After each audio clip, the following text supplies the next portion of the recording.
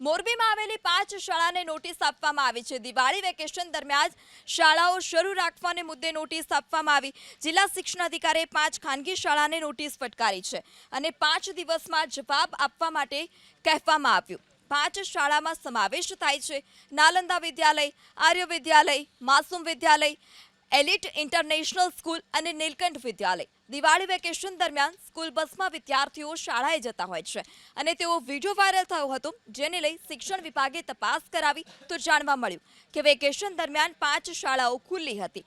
5 શાળાના સંચાલકોને કારણદર્શક નોટિસ ફટકારાઈ છે।